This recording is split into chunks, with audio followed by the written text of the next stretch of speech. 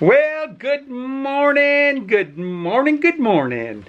We're in Chris's bus. I'm going to show you a little bit of the progress that we've made. We're really close to being done. So Chris is actually leaving here in 3 days? 2 days? 3 days. In 3 days. 3 days. So we have his countertops, first coat only, on his countertops. And this first coat will lift the grain on the wood and makes it look a little like it has sandpaper on it. It gets real rough looking. I don't know if you can see it here, but as soon as it dries, he'll be able to hit that with some sandpaper, knock that down, and then the second coat will be nice and slick, nice and smooth. So the first coat always does that. It raises the grain on the wood. This is going to be his primary workstation. Is going to end up being right here. So he has the chair, and then we have a little drawer here. That's pretty cool looking because that's where he'll put his computer and stuff when he's finished and gets ready to move. He can just stick them right here in this drawer, really close. We'll pull that out so you can see that it's a drawer, and that's where his computer will end up going. Here she comes. Hey, sweet boy. There she is. Something happened yesterday. You took a hard fall, didn't you, girl? I did, and I survived. My first words were, I broke my glasses. But you didn't. But I didn't. So, yeah. Awesome. Just have some sore parts today. I landed right on my face. And my knees. Well, Chris, we've got, you can see the countertops here. They are really gorgeous. We've got the second coat on them, and they're starting to look really good. Way better than ever anticipated, that's for sure. Like I was just telling Jim with this one, with that second coat after sanding it, it almost looks fake. Like it looks like some sort It's of better than fake. It's real. Yeah, actual 1.5 inches. But I have to say, we stretched that butcher block out. There's not much waste. I mean, we really put a lot of butcher block in here. Mm-hmm. This is the little countertop for his bathroom, and I love it. And he's just going to use, let's see here, he's got a little dog dish that's going to set right here under his faucet, and then he can just empty it as he washes his hands. He can use that and then just empty it in the shower. It's kind of cool, and we'll find something to get that covered with down there.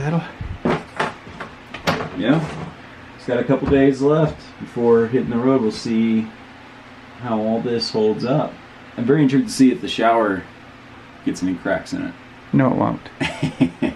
No, we put flexible grout in there. It's not going to have any cracks. It's going to do great.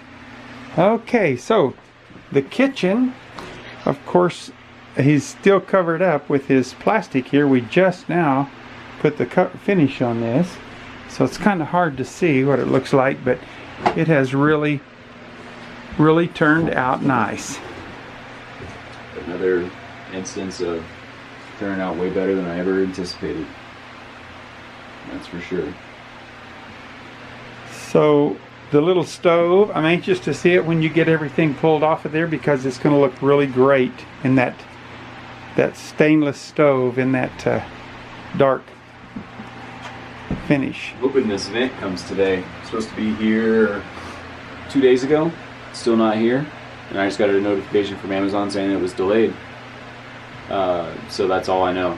They said either yesterday or today it should be here, but it didn't have a guarantee on it. So hoping that gets in, because that'll, with the sink, stove, and this will all be stainless, as well as the fridge that comes out right here. The fridge will be stainless. And then these, we have stainless pull knobs for this, and stainless handles for the drawers as well. And this will be that cracked pepper. I just have the paint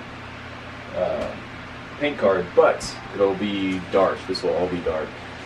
So we'll see how that contrast looks with the stainless, darker countertops, and white walls. And it's a gray.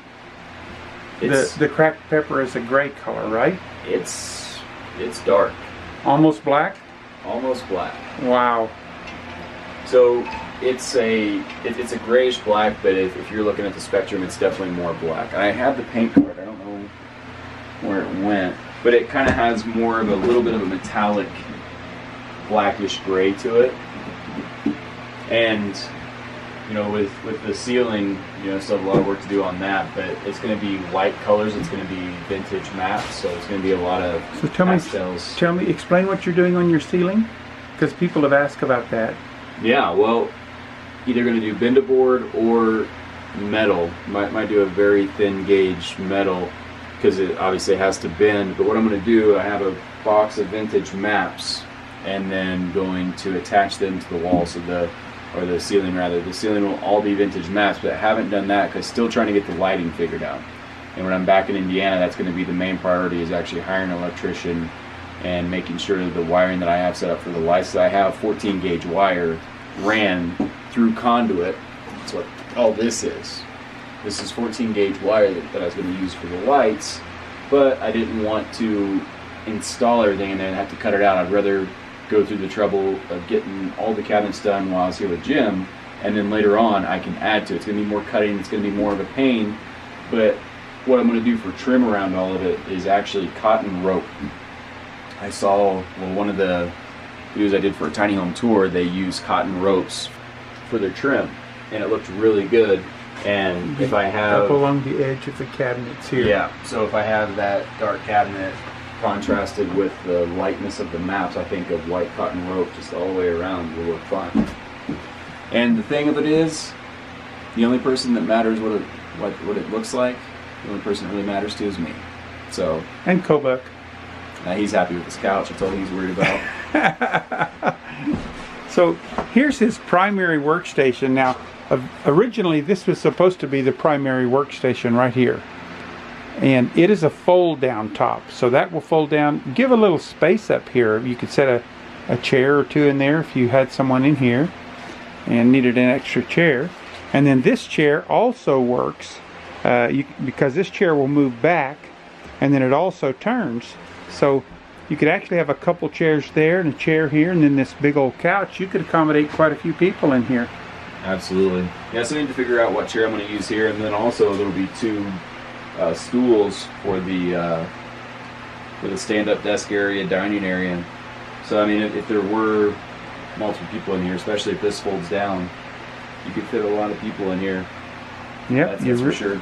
And this is pretty crazy, like how the sun's hitting that, like how that changes from the gloss. Yeah, it's almost like a purple in there now. Yeah, that looks really cool. Yeah, black walnut has some. You can see it up there too. It's almost like a metallic. Kind of a purple. And then this is will be his primary workstation, I'm sure. Right there. Yep. And you should sit in the seat there, show him the 180, because what happened, well, I guess you can't because that's still wet, but what happens is when you do sit in that seat, you essentially have a 180 view of the outside. That's true. And we can show that, but you've got windows.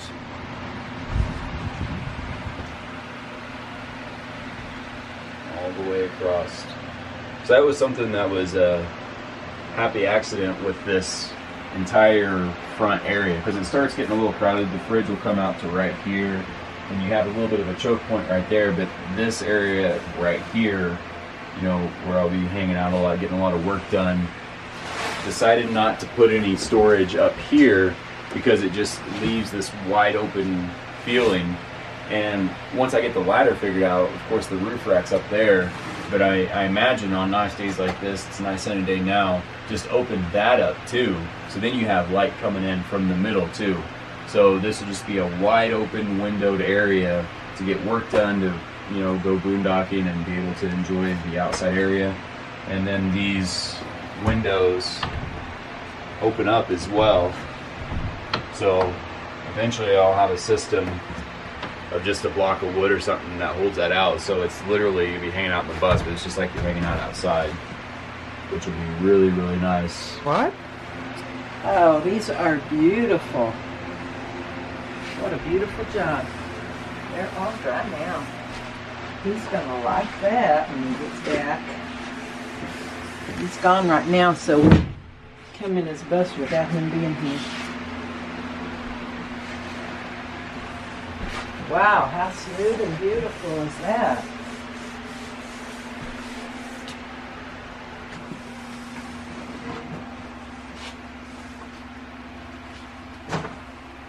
His little heater playing. I love his little deal there. So cute. Yay! We're getting him there, huh? Yeah, so what do you think? I think he has about 3 days with us, and then we'll be missing him for a few months. That's right.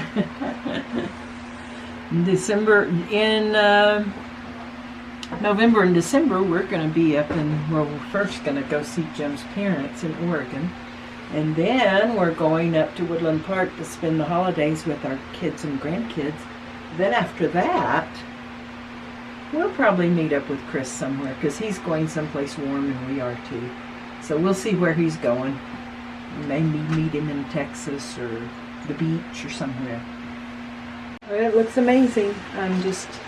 I think he's very, very happy.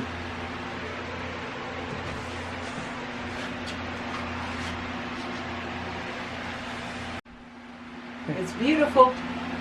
It's lovely. It's got everything in here. And yeah. I think he's going to be very pleased. I think so. And I have to say again, this gorgeous. Butcher block is very beautiful. Isn't it? Yeah, it's just really beautiful. Now, Chris said he's going to be boondocking, but actually with this waterfall here, it's almost like he's already boondocking. Look at that. It is nice. I'm sleeping at night. Right next door, I just opened that window, and I can hear the water running just as I'm laying in bed. I'll be doing that a lot on the road, hopefully. Next to a water source, once I get the under bay storage, be able to have an under bay water tank and just pump in water for the shower. So have essentially unlimited water while I'm boondocking.